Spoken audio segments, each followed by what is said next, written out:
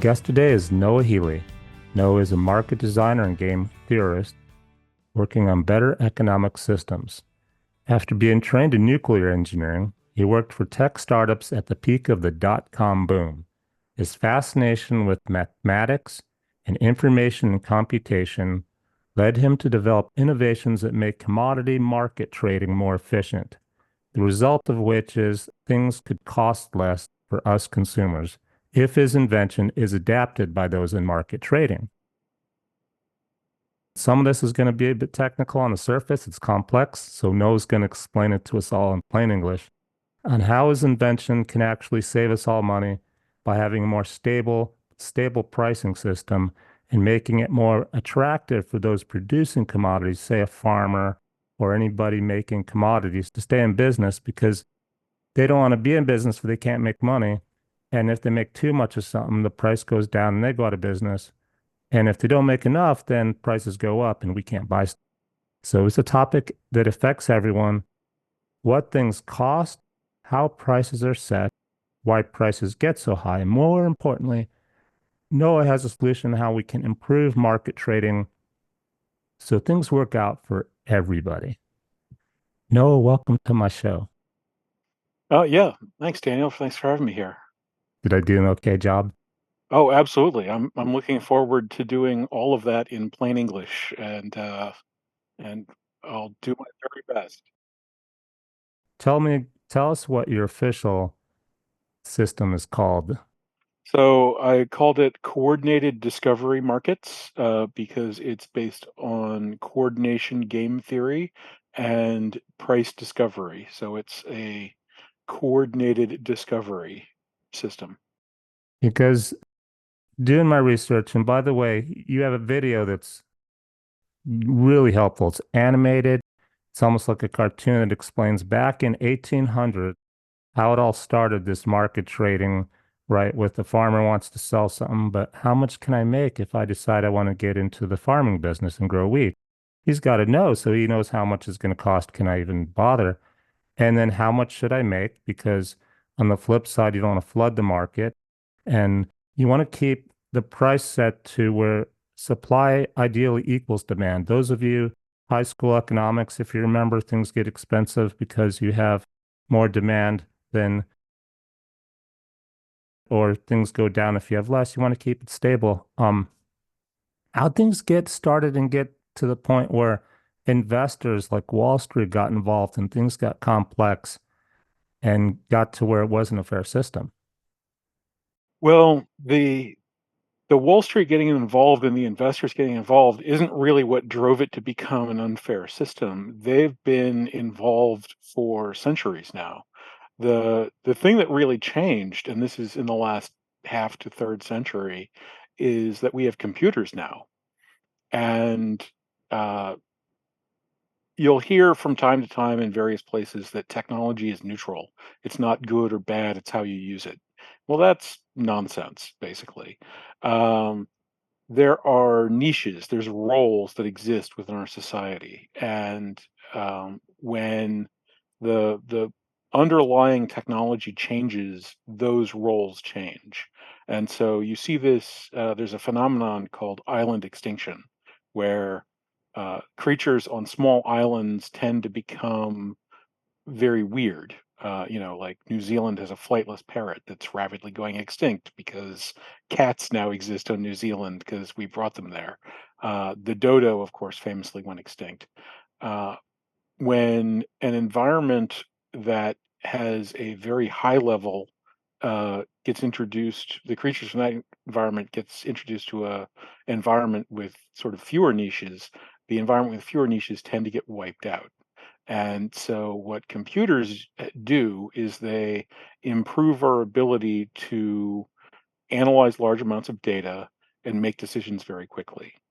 That has value across society, but it has differential value. And for that investor class, that was the grease that made the wheels turn in the markets for centuries.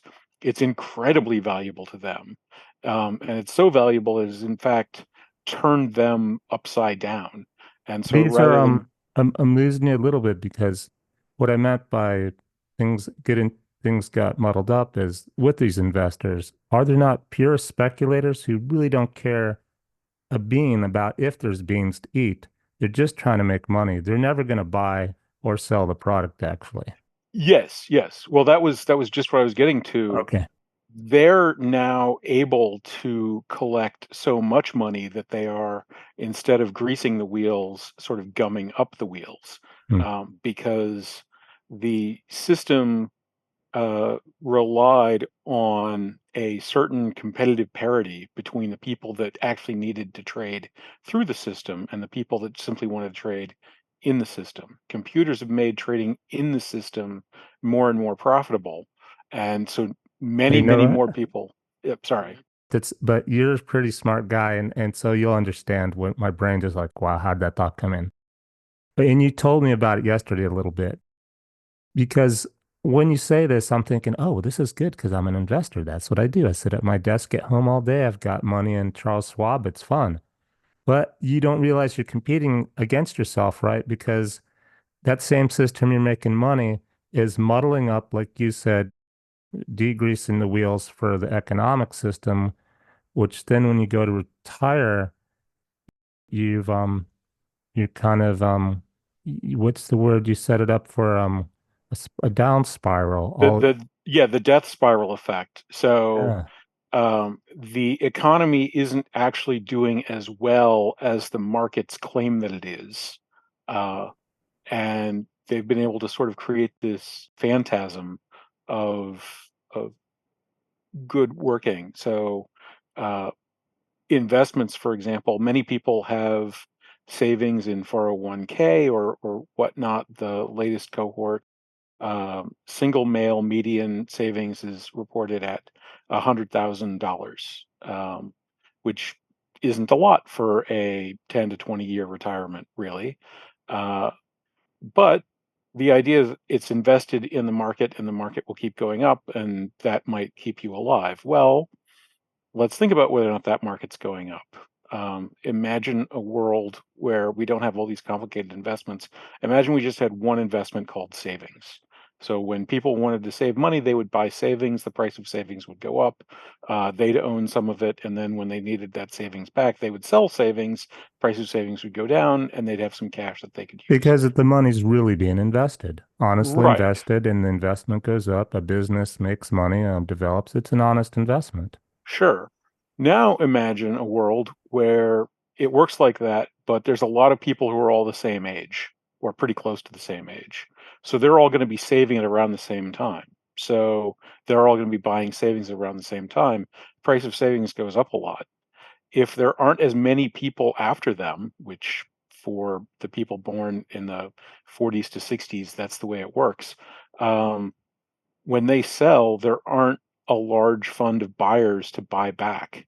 And so that price will go down to whatever the next generation can actually buy for. And since, entry level jobs are getting harder to get, the local businesses are being pushed closer to the edge, the value proposition actually isn't there. And so the that 100,000 in savings that the median retiree has is actually being massively overstated by the marketplace.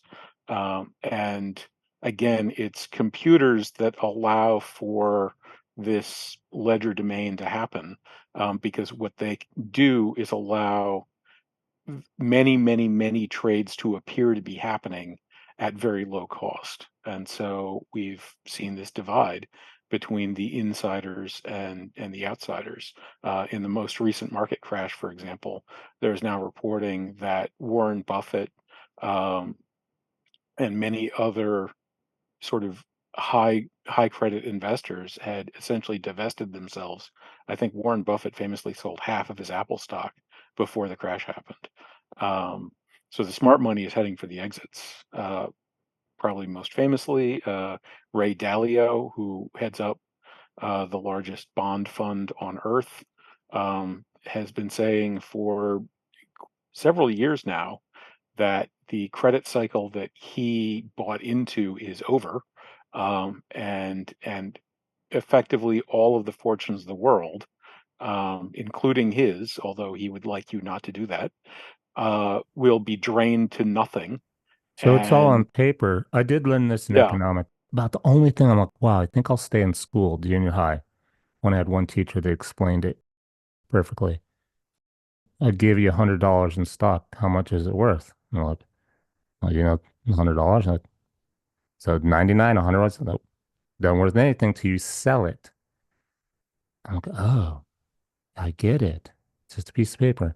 So all this is speculation. I think most people understand that, but how does that tie back into everyday life? We're going to buy bread at the store, and because of this, the price of wheat is not what it would be if it was that the computer just focused on helping the farmer predict supply and demand, and so that he could know how much the perfect amount of wheat to grow to not oversupply or undersupply. How does that all fit in there?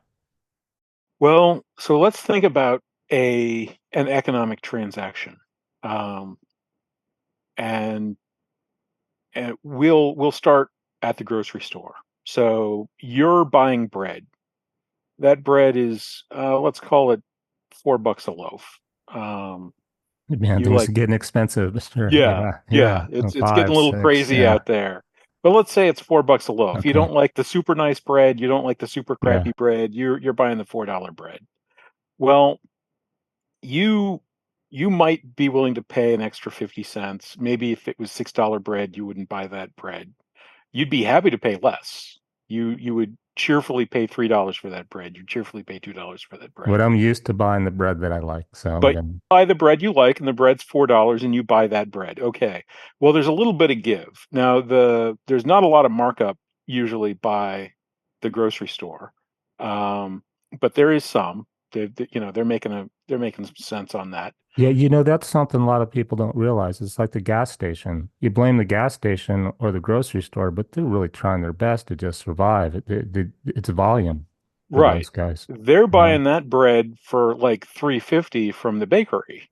Um, let's say. Well, the Hmm. bakery again, they they uh they they'd love to sell that for more. They'd love to sell their bread for $4. But the grocery store is kind of keeping an eye on things, and it understands that if it had to buy that bread for, say, $4, You it won't might have buy to it. charge Yeah. 4.50, and you might not buy it anymore. It'd sit on their Yeah. on Yeah. the thing and go stale. So they're trying to match supply demand. Um, the grocery store would be happy to buy that bread from the bakery for $2, but we keep going down the supply chain, And we'd like to keep and it the same, predictable and exactly at the $3.50. So if I'm the grocery store, I'm going to order 500,000 loaves every 6 months. I can plan my future, right? I mean, that's also part of this algorithm you're going to talk that's about. all, yeah, that's all part of what we're dealing with. But the thing to understand is that there's this tension. There's a little bit of movement at each one of these stages where the deal might still be able to happen with a few pennies one way or another. And because of the volumes that we're talking about, a few pennies one way or another could functionally be thousands, millions of dollars. So it's worth kind of tugging on that rope to get it Hmm. into that spot. So we keep tracking these sort of And tug that's where we use the computer. ropes. That's where this whole Right. computer thing comes because we're a lot of volume, pennies, fast. That's where these computers got involved, right? Absolutely.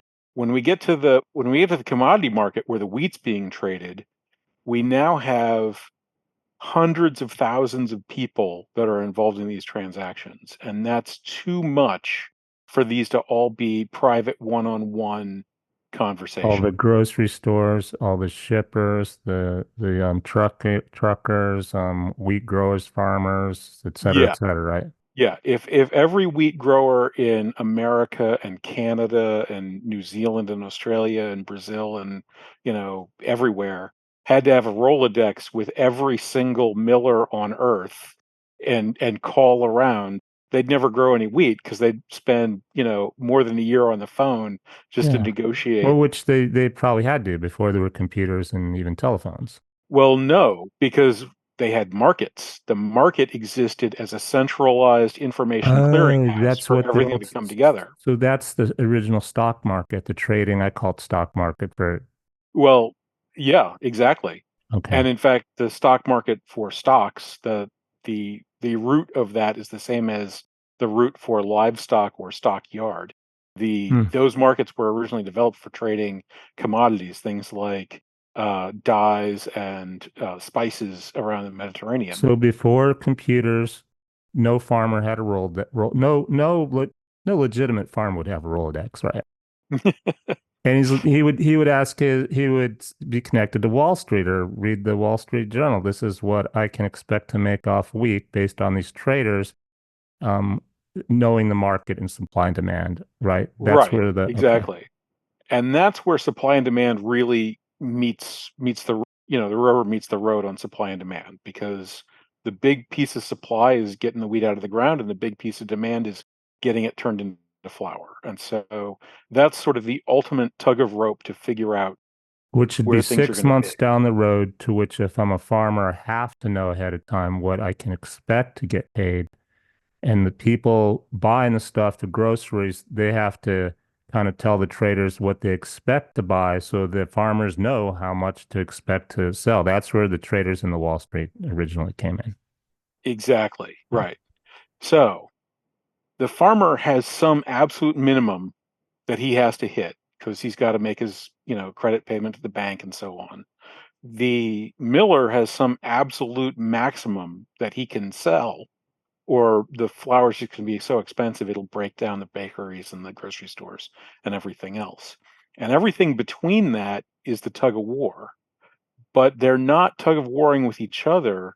There's a professional trader class that's tug of warring with both of them. And then the conflict of interest, right? Because that trader class has to make some money. Everyone needs to make money, Yes. but they're greedy and some of them are only in it to make money. They're not, they don't, they could be eating gluten-free bread and not even care about if we have wheat in the world. It's the people drinking beer that are really going to suffer if we're out of wheat, right? Right. Well, sure. Well, the big issue is that they have mechanical advantage, that the computers don't help the farmers and the millers as much as they help the traders. And so where it used to be a relatively fair tug of war, but some people were sort of, professional athletes in better shape doing that trading thing, now they just have industrial machines that pull the rope out of your hands. And so they're doing all of their calculations and analysis to figure out among the farmers what's the worst deal you can stand to take, and what conditions will you accept that worst deal, and how can I produce the conditions that make you accept the worst. And you have no idea if it's fair or accurate because you don't have access to the computer. It's kind of like AI giving you the answer and not telling you how it came up with the answer. This is the answer. You got to trust me. Yes, And I'm not going to tell you how I got to it. And you can't do anything anyhow about it because everyone else is going to follow the same rules. exactly. In fact, the marketplace is the first artificial intelligence technology that we developed. It was an artificial intelligence technology built out of human action, and it shares certain unexplainable characteristics where it's hard to understand Now, Noah, real how it. quick, for those who, there's a lot who think artificial intelligence is intelligent to where it has emotions and can think. They don't understand, no, it has what you program it to do. That's the artificial part, and it's not intelligence, just fast. Meaning, when I just heard artificial intelligence, I think this system might have some kind of ethic, moral thing built into it to say, no, this is not right. I got to help the farmer out. No, if the people are programming the artificial intelligence of the traders to artificially make them more money and actually put in there, don't worry so much about if the farmer don't make as much. I got to put my kids through college and I want them to go to Ivy League college. That's what's in the AI system, right? Yeah, it's an AI system built out of AI systems that are programmed in the way you described, where the traders are sort of getting into these conflicts with people that don't have the technological support, and Hmm. those people are getting pushed to the edge. And so what we're seeing is a spread appearing. And we see this in our economy. You can go look up government figures on the breakdown among different sectors. And since pretty much the 70s, the uh, the financial sector has been growing as a proportion of the total economy. Mm. So, Um, let's jump in and explain your invention and the solution, and then real quick your background. Like this is a complex topic, just the jargon, let alone the mathematics. So, how does one like yourself go from clearly you have an affinity for mathematics, you must be good at it, you must love it. How did you get it to this point where you broke all this down, studied it, and then came up with mathematics for it? the other direction, actually. Mm. So I do have an affinity for mathematics. I quite enjoy symbolic manipulation and computational process, as it happens. And once I discovered that that's what computers were actually doing and for, I really got into compilation, interpretation, and other sort of purely computer style algorithmic understanding. And so I was working on the problem of finding consensus information on a network. So Twitter is an example of networked communication. You've got people just like, pouring text snippets into a big bucket. Those things are spreading all over the place. There's some things go viral, most things don't go viral. Uh, Twitter does not have a consensus opinion on events.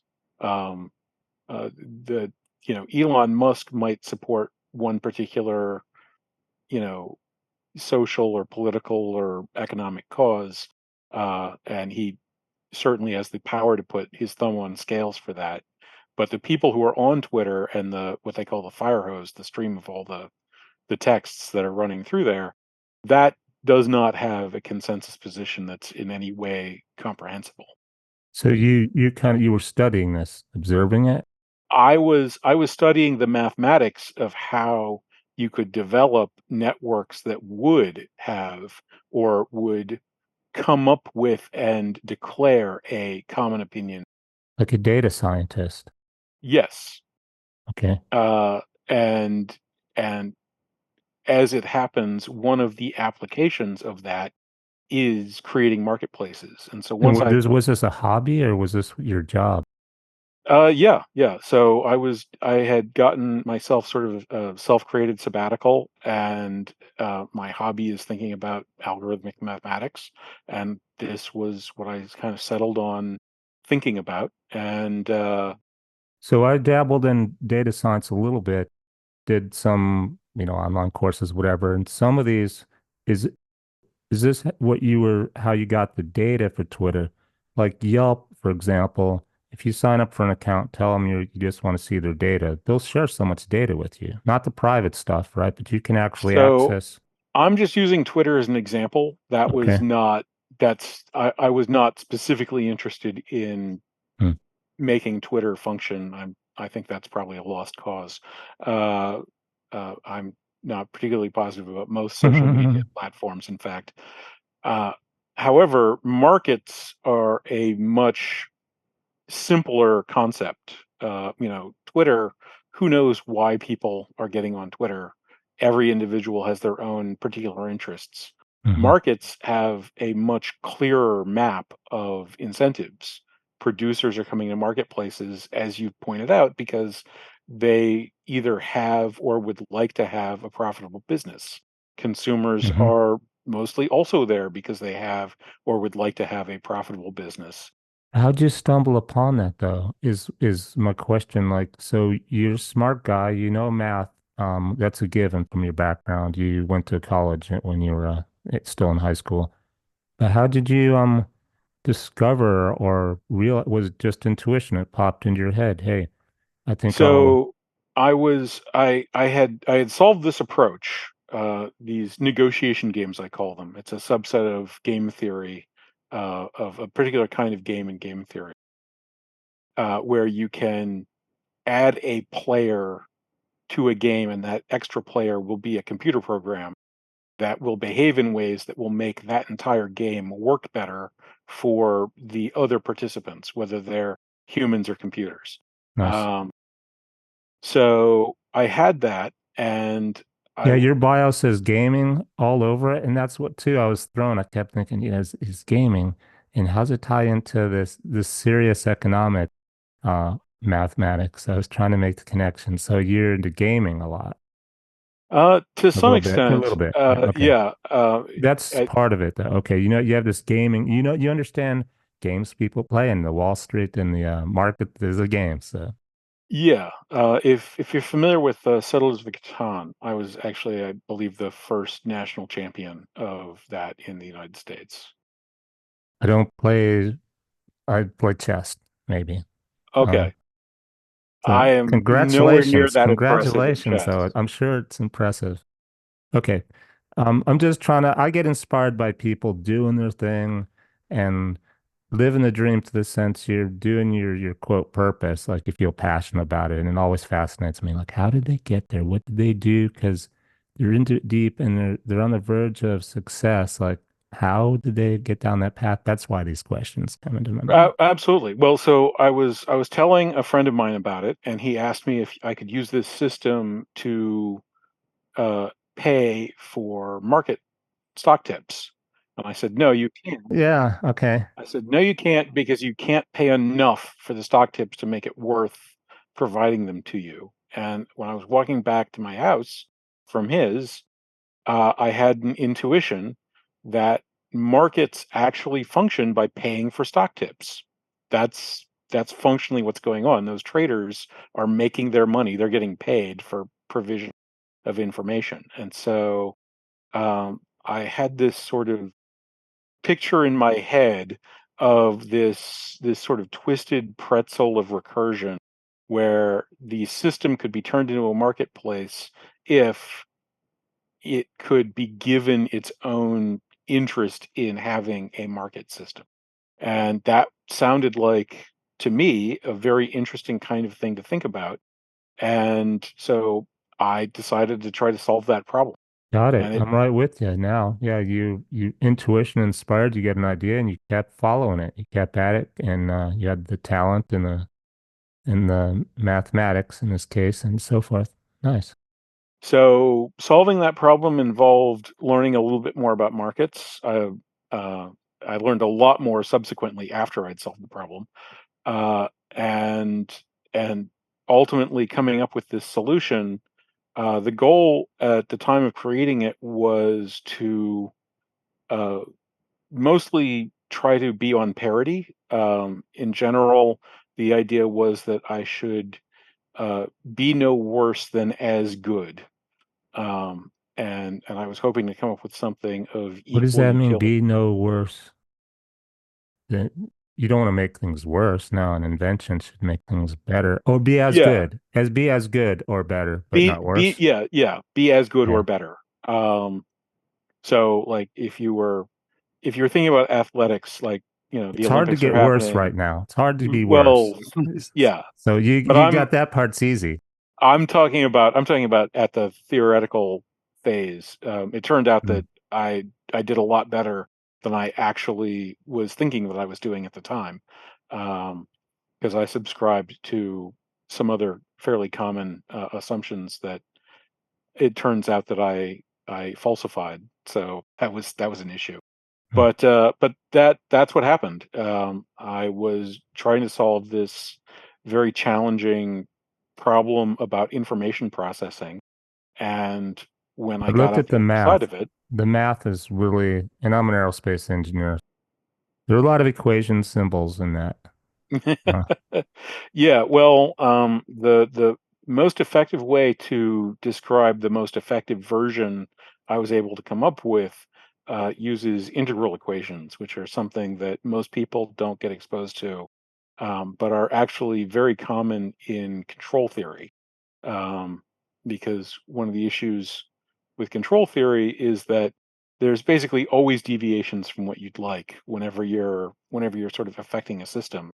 And you have to bear in mind not just the costs that you're bearing from mistakes, but also the costs you're bearing from bearing down and making the system do what you want it to do. Um, and so minimizing both of those things simultaneously becomes the challenge. So you came up with this algorithm, this mathematics, and you have a model for how it can work in terms of how everyone still makes money. The people that make the wheat, the traders actually still make some money, a fair amount, and it's based on their performance, right? If they put in useful information and use the algorithm fairly to actually, with the intention, help the economy, not just make money, they get rewarded or dewarded if they are not so, don't use it so honestly, right? And what's it called? Is that the Coordinated Discovery Market, That's CDM? Yes, that's the CDM, the Coordinated Discovery Market. It effectively extracts the trader from their current ha- position of having a conflicted relationship on the buy side and a conflicted relationship on the sell side to having a cooperative relationship with facilitating other people's trades. So rather than making their money by wangling their way into the middle of things, and then the sharper their elbows get, the wider they get the parties to separate, the more money they make. They make their money by bringing the parties as close together as possible. And the Which would lower closer, the yes, prices for all of us then. exactly, yes, And then the farmer stays in business and he makes money and he doesn't have to stress and wonder if he's going to be able to make the farm payment next year. And we can go to the store and know, hey, if the bread goes up to $4.05, it might also go down to 3.90, but I can count on buying my bread, right? exactly, yes. So what's stopping implementation? First thing that comes to mind is anything this old, archaic, even though people like to throw around the word innovation, they use innovation like they use the word green, like everything's green, everything's innovative, and yet nobody really wants to be innovative. Tell me what's Right. stopping you, stopping this. That's a big piece of it. Yeah. Lots of people who would like things to be innovative green would also like things to be exactly the way they expect them to be forever. And there's a lot of tension. I've had a number of conversations with financial insiders that that they were unable to come up with counter arguments or reasons against it, but Yeah. they still were not willing to move forward with any alteration to the way things are. Um, so I No, they found, just don't want to tell you why because they know they don't want to say it. They don't want to be the ones to say it. So that's why they're not telling you why, and they're not going with it, but they're not going to tell you why. We know why. They're making well, money. That's what yeah, they do. That's their life. That's what they do. That's what they think their purpose is.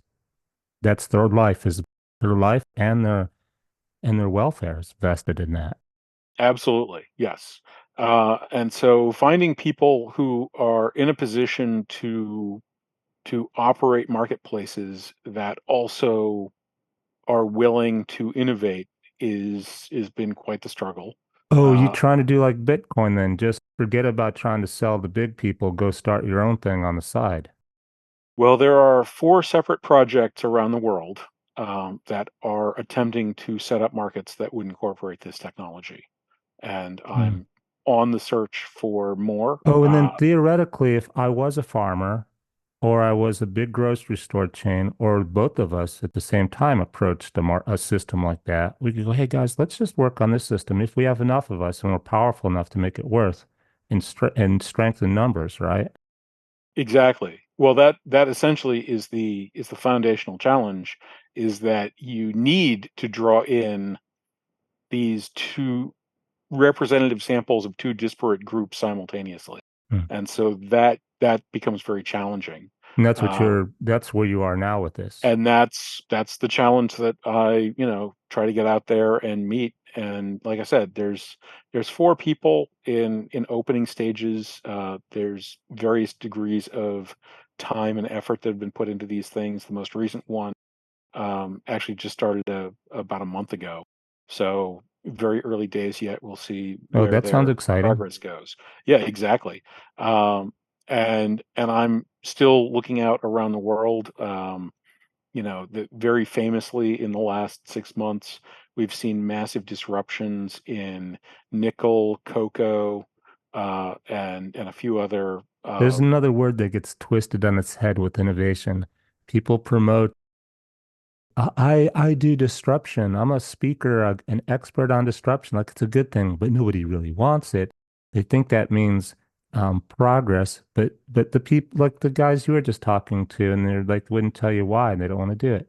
They don't really want disruption. They just like to use that word, right? And then there's real disruption, real, which is a real problem because of uh, the well, yeah. yeah, yeah. If you're trying to build a life, you need some form of economic stability, some kind of sense to make out of things.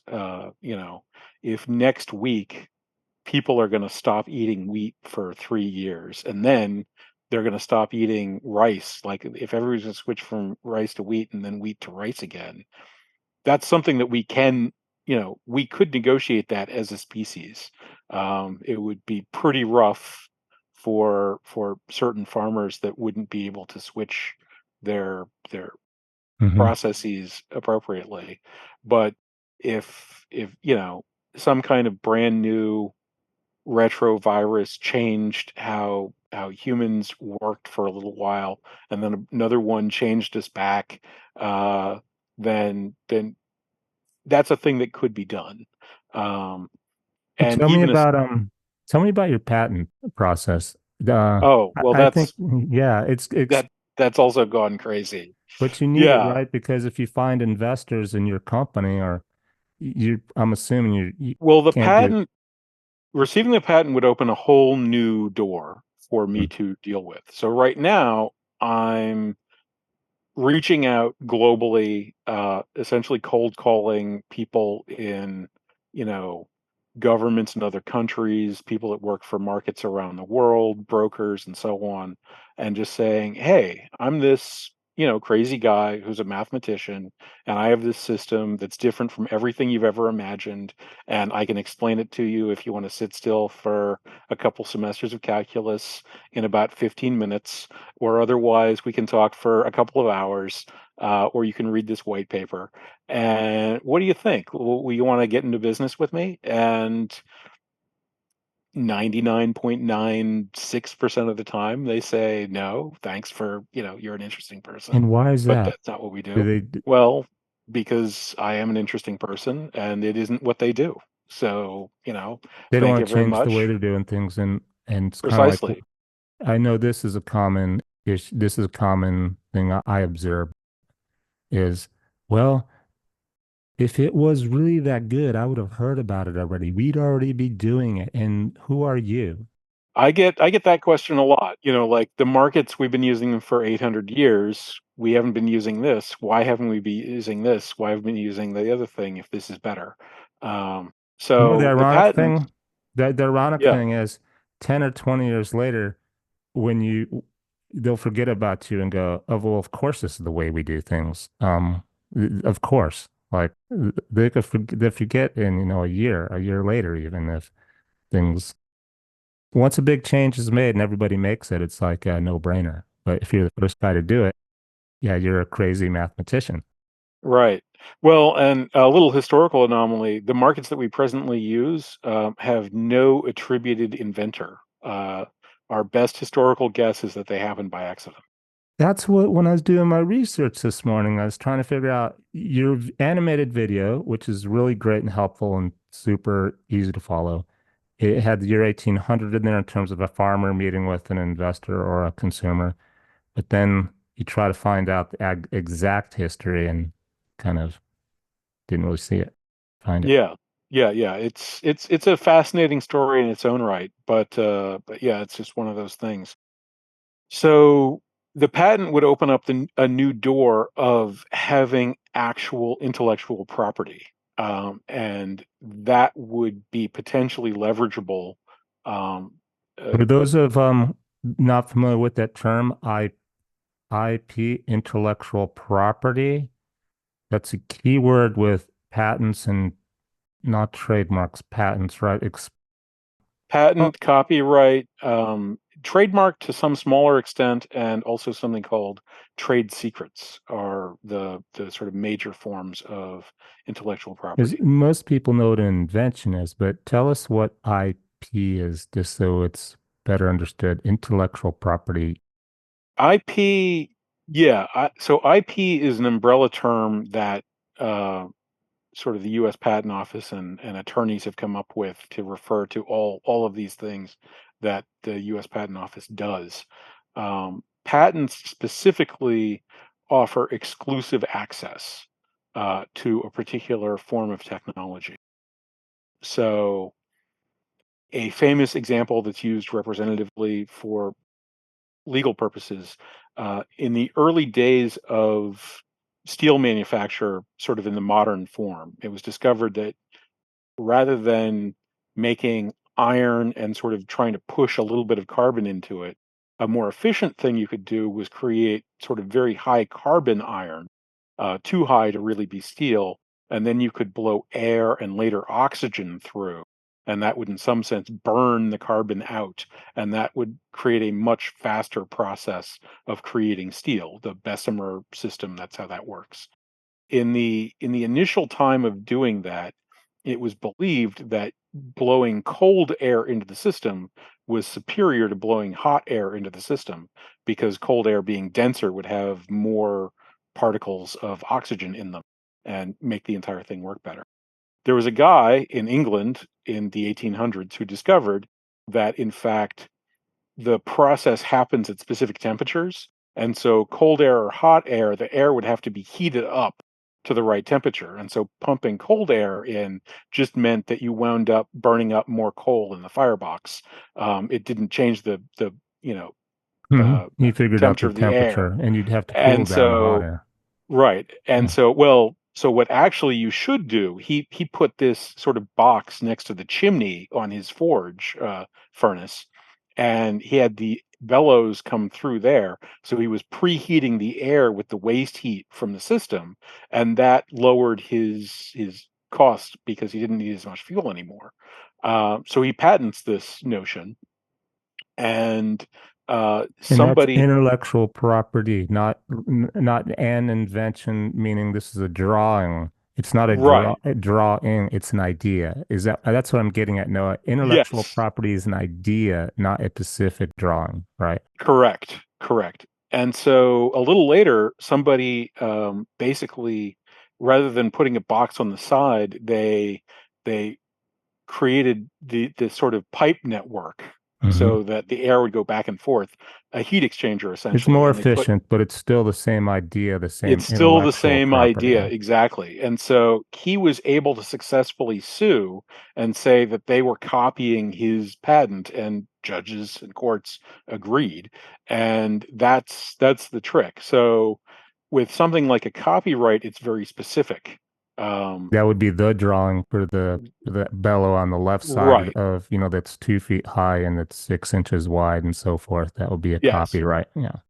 So copyrights exist. There are implementations. There's even a public implementation that's open source right now under Creative Commons 4.0 that's up on GitHub, and that exists. That's under copyright. If somebody were to use that without the existing licensure, Mhm. respecting the existing licensure, that would be against the law.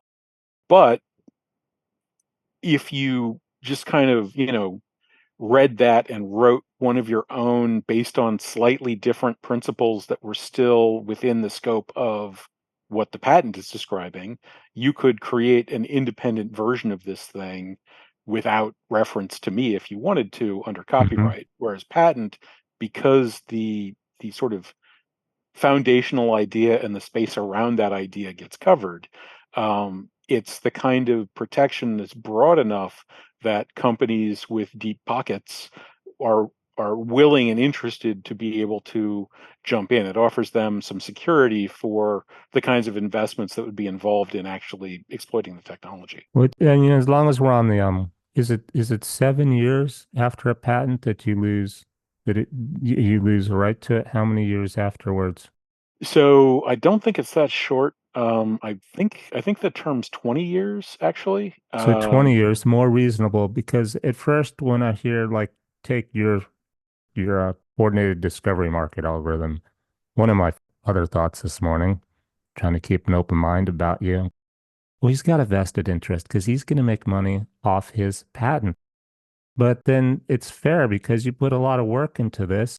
You should get at least 20 years of something that people just ignored you, didn't hung up the phone on you, and you spent all this time in the math and working on it because that's the only way to encourage innovation is to reward those who take the time and the effort and the risk to just be failures to do it, right? So it's 20 years or that's something.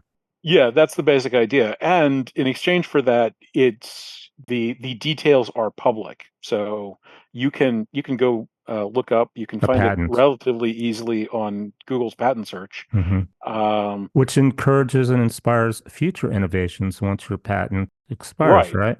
Yeah, yeah. Hmm. Should it be granted after its expiration, anybody would be able to pick that up and use it.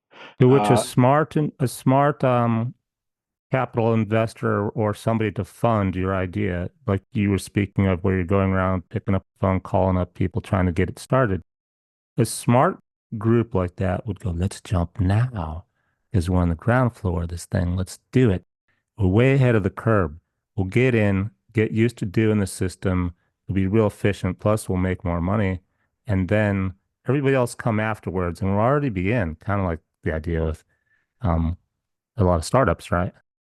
exactly. Yeah, that would be the ideal for me, and I think also the economy in general, Hmm. as these systems.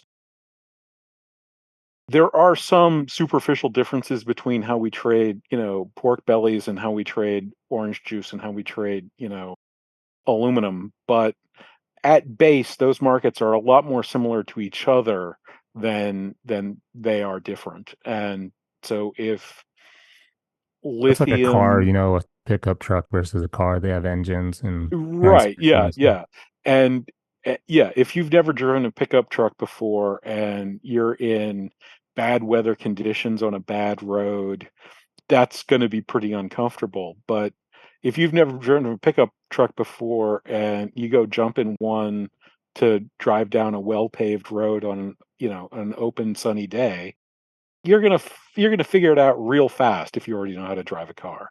Hmm. Um, and so, if one of these, if this, coal index in South Africa or coffee index in East Africa, or even this, Dow situation that's trying to launch in Singapore, and I can't really talk about the recent one because Sure. they're these. Well, and you know what? I was about to ask you to tell me exactly or more specifically who you've picked up the phone with recently. I'm interested to know who you've been calling. Well, the most recent people I've been talking to actually are from West Africa. As I said, the cocoa market is currently going totally bananas because there was a very bad weather climate, for chocolate this season in Ghana and some of those locations around there.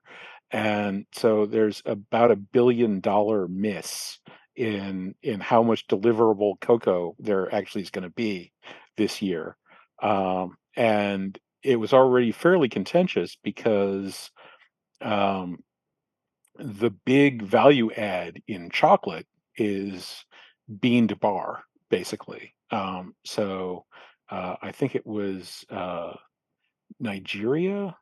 Um, I can't remember exactly which one it was, but there was an incident in the spring where they announced that they weren't going to export to Switzerland because the beans sell for sort of pennies a pound, and finished chocolate, high quality finished chocolate, sells for dollars a pound, and obviously that's a big swing.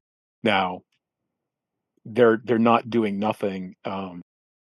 High production of high quality chocolate involves other expensive ingredients besides the chocolate, and also involves a lot of skill to make the manufacturing work that way.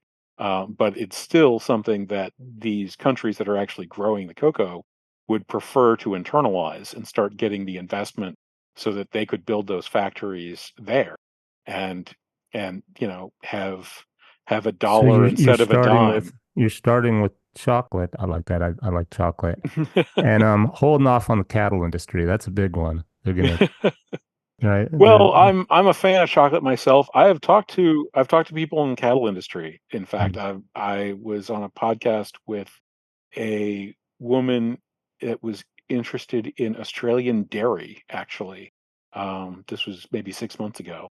Mm. Uh, and they have a very oppressive dairy system there, and they apparently have a problem with dairy farmer suicides, which is actually Mhm. not something that's terribly uncommon worldwide. You're gonna So yeah, save a life, Noah. I I would hope so. I mean, this is this the benefits to me of living on a world that has an economy that will keep working are the primary driver of getting me out of the bed. The glimmering dream that I would, cut the deal Hmm. that's worth billions and billions of dollars, that certainly might happen, and it would certainly be fantastic for me personally if that happened. As you note, I do have a very definite self-interest in that. We But talked about that. I think that's fair, and that'll take care yeah, of itself. but even getting cut out of that and having these open source things with very much lower levels of participation take off and fix the economy, that death spiral we were talking about, where the current systems are undermining the ability of the economy to even function in the first place, you know, You I will generally keep care. getting older, right? Like, Yeah. I'm going to experience all of these things where I won't be able to depend on savings like everybody else can't depend on them, and so on. And so having a system that where it's even possible to have ambitions and succeed Yeah. is what's keeping me in the game. So where's your patent at? Is there going to be any problems with the patent, or is it kind of on, it's you just file it and wait? So many problems. So I got an acceptance in 2019, which was then ignored. What does that mean? Uh, Ignore, who accept? Oh, you mean it got officially, your application got accepted, but then they didn't do anything with, so when yeah. so when you apply for a patent, you get assigned an examiner. Hmm. So basically, they get somebody, and in some cases, they even have to do some training up. But they get somebody who's an expert in sort of understanding things, and so kind of you and another engineer talk to each other about the engineering problem you're solving, and you convince them that you've actually solved an important engineering problem. And then they give you something called a notice of acceptance. And then you can take that acceptance and the sort of design plan, your patent that you've marked up with them, and you can take that to the clerk at the desk at the patent office and say, "Here, give me a patent," and they'll say, "Stamp, stamp, boom, here's your patent." That's what the process is supposed to look like. I got a notice of acceptance. We'd talked to my examiner. He'd said, "Yeah, this is brand new. It's way better." That's my job, is to say things, whether or not they're brand new and whether or not they're way better. Here you go. We we took it to the clerk, and they didn't stamp stamp. Here you go. They just didn't do anything. So we my attorneys write them a letter and say, "Hey, we filled out Form A, we stuck it in slot B, and we're waiting here at delivery box Mhm. F, and nothing's here. What's going on?" And they said, "We're not going to do it. We haven't figured out why yet. We'll get back to you soon." Oh, you think conflict of interest, like someone who I We know haven't even gotten to the crazy stuff yet. This is you, crazy. part of It gets this is much it's worse. public knowledge, meaning you can go on the trademark in the patent office, and anyone can do this. You can sign up to get notices, right? Hmm. So they probably have notices the big players in these types of industries to be notified when anything on the grid pops up Oh, absolutely. this. So to which then the reason there's a process is even if you get a trademark or a patent before it's approved, before it gets approved, it goes for again public opinion, right? And that's probably what happened, Noah. Well, Um, so it takes them a little while to come up with an objection, but they decide that their objection is going to be that it's useless, that it doesn't do anything that's better than anything that exists. they changed their mind though because at first they accepted it, Right. but Well, nonetheless, and that's you're stuck with you have to go with well, that. so that's a very bad line of attack because it's very difficult to claim that something that's algorithmically this much better is useless. Especially So, when they accepted it to start with. They have to well, backpedal, defend. yeah, exactly.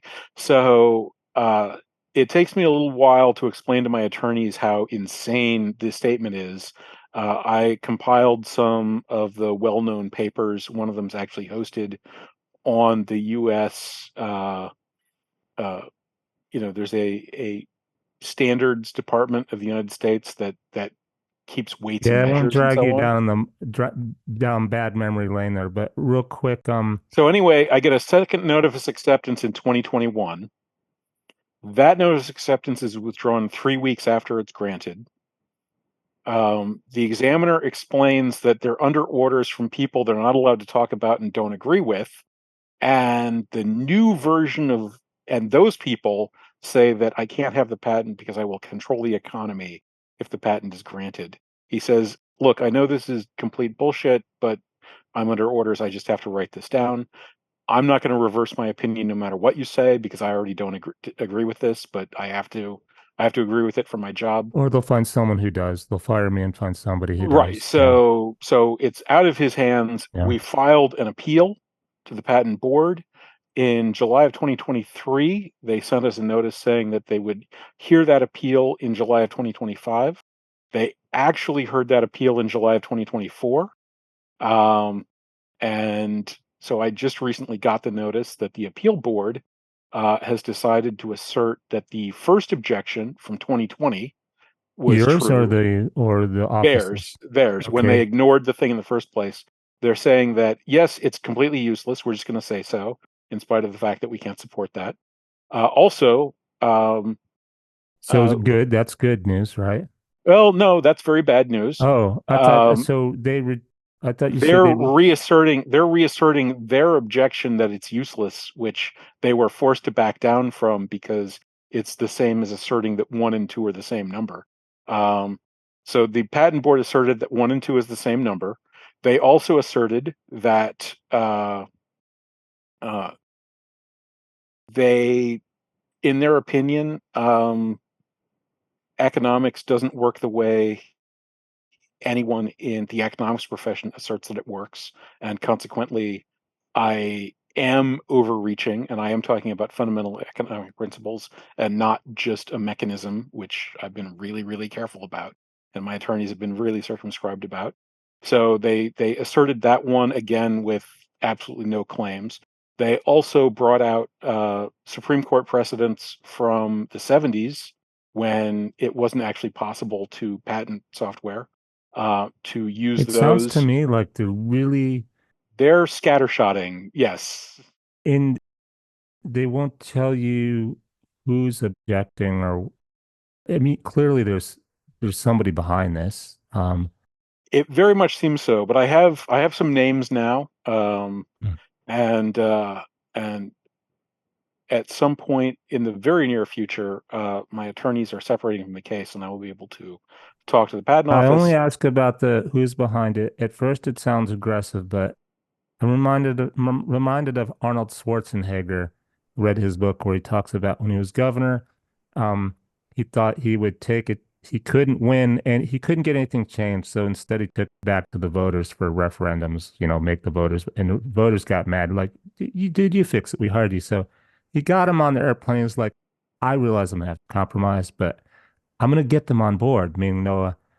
I'm guessing you're guessing you if you found out who it was, instead of attacking them, you would go, "Hey guys, maybe we can work together. Maybe you could be a partner in the patent. I'll share the money. I'm a good guy. I just want to help the world, and I do deserve some money. Um, what's your I strategy?" am I'm completely willing to be entirely reasonable about this, but I am deeply incensed at my government asserting mathematical nonsense, and the specific individuals that are asserting it on behalf of that government. I'm willing to go full ham on them. Mm. Um, You're I like me. Sometimes my stubbornness gets in I'm a Taurus. I'm stubborn. I'm very stubborn. well, I Right? I backed down the CEO of a phone company last year on these kinds of issues. Many people Mm. are basically unaware of the nature and consequences of computational mathematics, and lots of people assert things that are false. And if you do that in Mhm. a business context, that's illegal That's fraud. fraud. That's fraud. And So if so you pulling us out go of the to court muck. on that, it Yeah. becomes, you know, lying under oath, Yeah. and that's also illegal. And so I have three members of the patent office that are currently in the jaws of a trap where they have created an official statement which is false on its face. You don't have to understand anything other than what words mean to explain that this is false. And I If intend to nothing use else, that. no, you have a good book out of it. Maybe so. I intend to use that as leverage to try to get to an actual decision maker and get. I absolutely insist on having a coherent decision. Well, good for you. So, I didn't ask you how much time you had. We're at an hour. Um, what's next for you? Even if the patent doesn't get approved, you can still continue. You're just not protected in terms of your investment. Well, as I noted, this is about having other other doors open. Hmm. So I'm currently dealing with one specific avenue of attack. Um, there's uh, there's a handful of avenues of attack that are potentially available. Some of them are much longer shots, and I'm not really doing much work on those. But the patent was a completely new kind of avenue of attack that would have been available if I could receive it. And That's where I was that's going. So even if the patent, like you put it aside and maybe just let it stay in limbo for the time, it's not, you don't need the patent. Keep trying to implement this. And you can do them yeah, simultaneously. yeah, So exactly. someone could call you, like it sounds like you are still working with the chocolate people, and you even called the cattle people. They could call you back. Um, you're keeping it going. Absolutely, yeah. And nice. There are, like I said, there's four projects that are up. There's a couple of people that are kind of keeping their eyes open for potential projects, and there's, And I'd say, how do you keep your eyes? How do you pick and choose? Like get out the phone book and what page I've you been open it using to? LinkedIn as a major networking Hmm. opportunity, and I take a little bit of time each day to scan my feed, and I look for interesting posts or interesting comments, and then check their background and see if that meets sort of a potential criteria. And if it does, I send Will be in outreach. my show notes. The coordinated discovery, your website, the patent that you have going, the white paper link, the video explanation on YouTube is great. It's animated, easy to understand. And you have your own podcast and your LinkedIn connection. That'll all be in the show notes for this episode. Awesome, yeah. So that's been my mechanism. Good. I'll spread the word. Um, There is still a live petition around the patent. I haven't quite shut that down yet. I had thought that it would have another year to run, but anybody that listens and would like to, you know, give me a little encouragement. Change.org, it's under CDM patent, and putting a Is this name something down you on that. signed to say I support this effort? Yeah, basically. And that's, You could show the patent office, look, I have 500,000 signatures that well, I have 204, I believe. oh But that's one of those long shot avenues. yeah. If that thing got to 500,000, there would be a very high probability that that would be something you could lever into a launch directly. That's how Mhm. Robinhood got started. In fact, they had a they had a successful viral marketing campaign to produce a list of people who would like to be clients, without having to go through the process of getting allowed to actually look for clients. So they kind of reverse the normal course. So, Basically, it's like the people in the patent office, they just come to their senses like, well, 500,000 people can't think he's a nutty mathematician. So maybe there's something in economics we aren't considering and we need to have a second look. uh, yeah, well, that that that would be my hope. Yes. Right. The only reason I thought to ask you about patents is because I've had trademarks and I know just how expensive and automatic the rejection is for what? Like this is stupid. This is like why? Like in the jargon. And I knew about intellectual property, and but I didn't realize what path it was going to lead us down. That story is fantastic in terms of the conspiracy. It's all like conspiratory, but you know you don't use that word. Um, that's a good story. Should have been half our show. Huh? Yeah. Well, yeah, potentially. I mean, I've told that story a bunch these days, and like I say, it's developing. Um, they really should have actually processed the thing by now. So I'm really expecting today or tomorrow to get a notice that I'm actually allowed to talk to the patent office and really get crazy on What do you them. mean allowed to? Like you have to be allowed to talk to So them. the patent office has a policy, which seems to be a fairly recent vintage, and might actually be because of me personally, Of course, because that's the way it I goes. left I've out been. I left out the part of the story where I asked my congressional office to investigate, and the congressional office not only got the slowest and least comprehensive response the from the bureaucracy in their entire experience, they also, for the first time ever, and they've dealt with the patent office before, and we're also dealing with them for other people, got a notice saying that the patent office only talks to one person on every issue, period, and you're not it, so we're never talking to you again. It made them Uh, stop and think, hey, what's up uh, with this? yeah.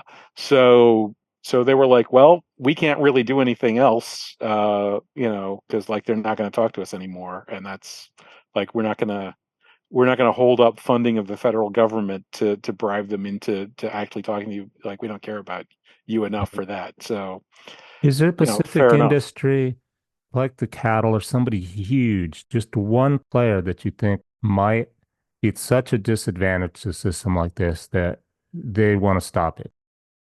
Well, the people operating the existing marketplaces, if they want to keep operating the existing marketplaces and don't want to make more money, would have that interest. And And what people are um, those? Those are stockbrokers again? well, the CME group would be the major one. So What's a there's a CME?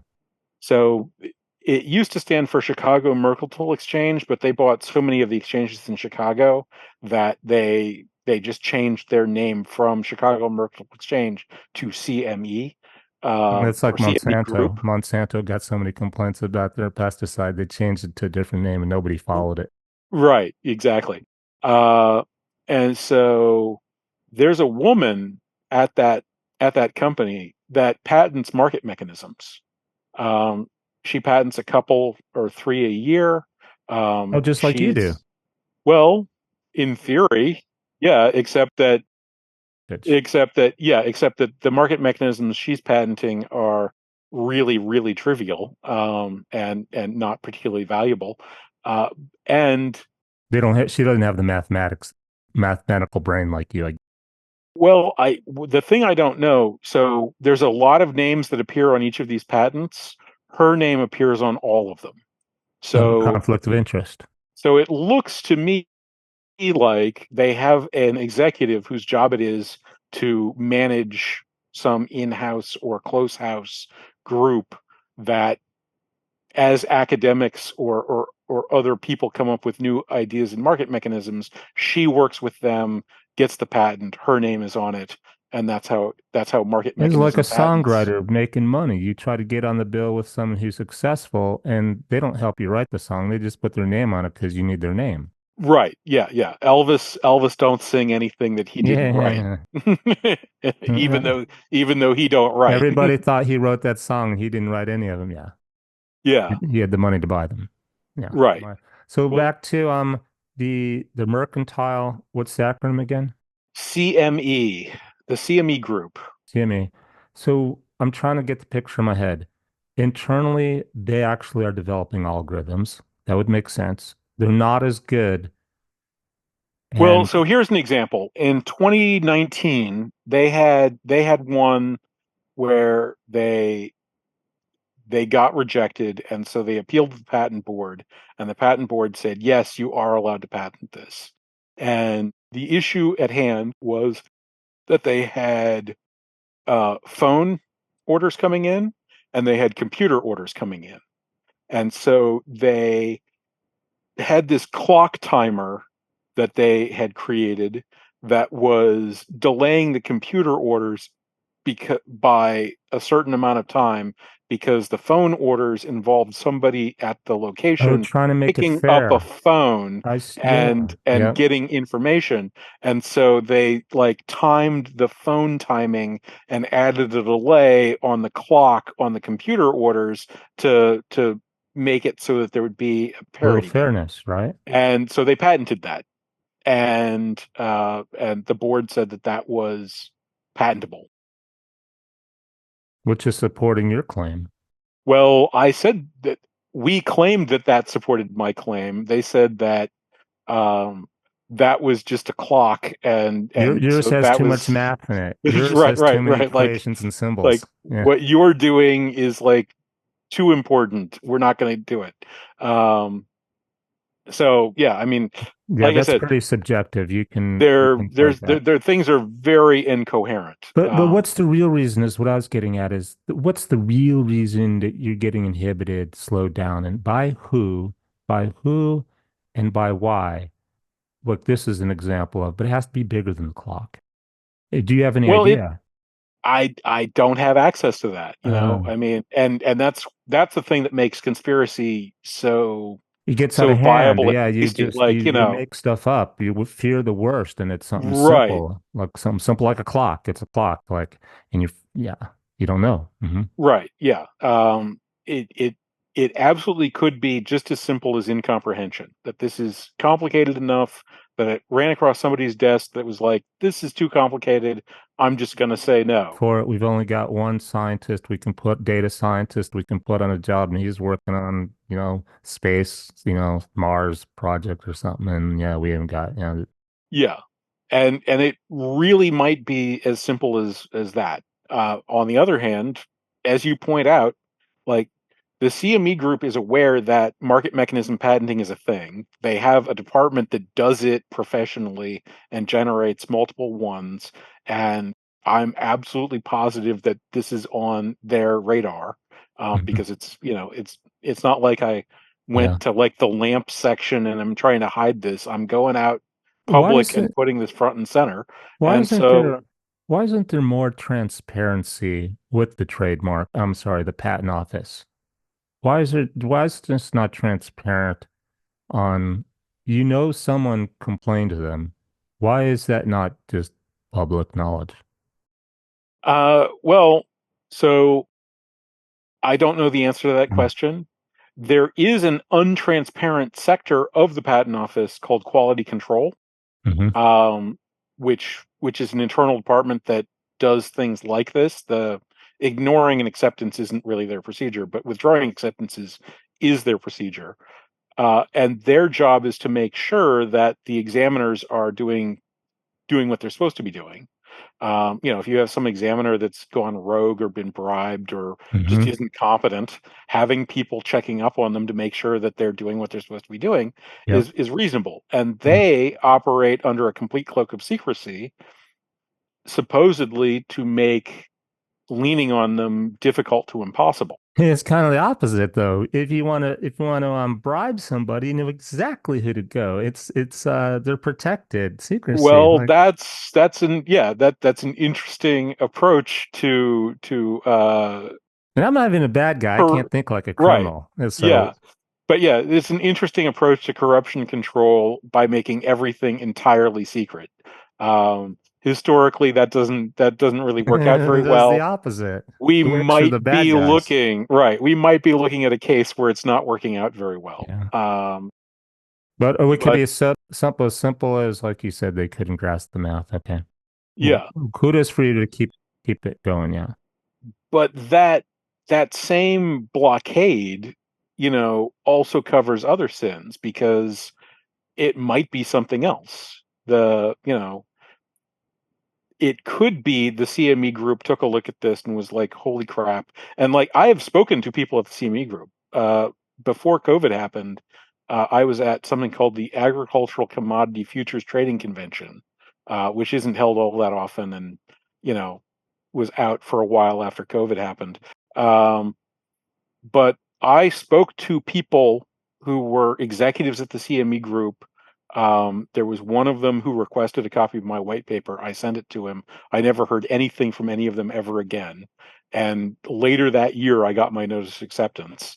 So, like, it's a thing that I they at least some people in their organization know I exist and know what I'm doing Hmm. potentially, uh, and they way well may have been able to talk to somebody about a thumb going on a scale someplace, and that person might have been, a senior commerce department secretary who walked Word down. word is definitely going to get around, Noah. Right, yeah, yeah, Yeah. walked down the office and just said, yeah, that's not what we're doing here, and I don't Yeah. care what the reason is, And just unfortunately, when the word gets out and it's not in a positive light, the second person hearing it's not even going to digest thinking about it. They're just going to go with the first person.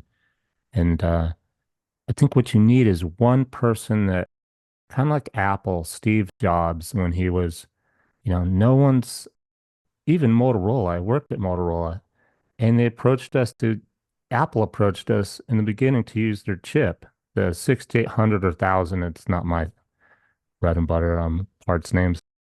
And we turned them down. We turned down Apple because they weren't big enough. At the time it was automotive. Anywho, he found somebody clearly and made it work. You just need one person. You just need one like you're doing one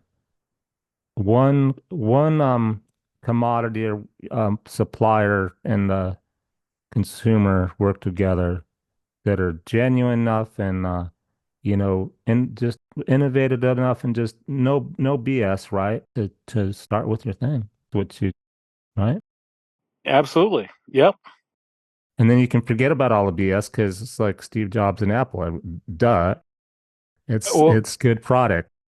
yeah. Well, yeah, you want it now, right? Well, the other lesson I got from the Agricultural Commodity Trading Convention is that there is an insane degree of animosity between the customer base of these markets and the markets themselves. The the farmers are absolutely positive they're getting screwed and are pretty close to mad enough to kill. Like Think the about it. Yeah, yeah. the first, last, and only reason that any of the sort of what I call edge users, the people that are actually trading through the markets, give for using the markets as their lifeline for their business is no choice. No choice. What does It's that like mean? that so Oh, they like have to use that market trading that yeah, system. They have no that is choice. that Yeah. is the only reason. None of them are like, oh, Bill's a great guy. Oh, I've been running my business for 30 years and I'm doing great. There's nobody has anything positive to say about the Oh, that's like my experience. cell phone company or my phone company. Right, Yeah, there's two choices. No, there's really only one. I have no choice, and I'm not happy with it. What can I do? Yeah, that's why I use you. I have no choice. right. And that's it. And so if I can get some ground scratched out and the seed planted But and wouldn't that one make it sprout. easier for you though? Because they don't like the service, the farmers and the consumers, but it's the traders that have to actually use the service. That's the problem. Well, the farmers and the consumers actually can use my service directly. That's one of the value Okay. propositions of it. The thing that's difficult is that setting one of these things up requires regulatory compliance, and that Mm, costs millions to if you're going like huge, which I do not intend to do yeah. out of the box, but that's millions to $100 million upfront cost. And Farmers and the consumers would have to pay. well, that if I was doing it, I would have to pay upfront. What if you got the group that you got on board to pay it? Well, that's where it gets tricky. So acquiring a group before you've gone through that process is Mhm. technically illegal. You're committing Technically, man, securities. just when I think I'm figuring out Committing securities humanity, fraud because you're offering securities positions without actually having the licensure and other things to do it. So yeah, this is it's why I very think it's hard to chicken and egg. change things. Yes, yes, Wow. it is. Um, Because it and reminded me of as a songwriter, recently as an organization of songwriters, we um we didn't sue Apple and Spotify. We came to an agreement where they will give us all more money if we don't sue them, and best of all, they will fund the system that tracks it and does the payout. No royalties come off a percentage from your songwriting.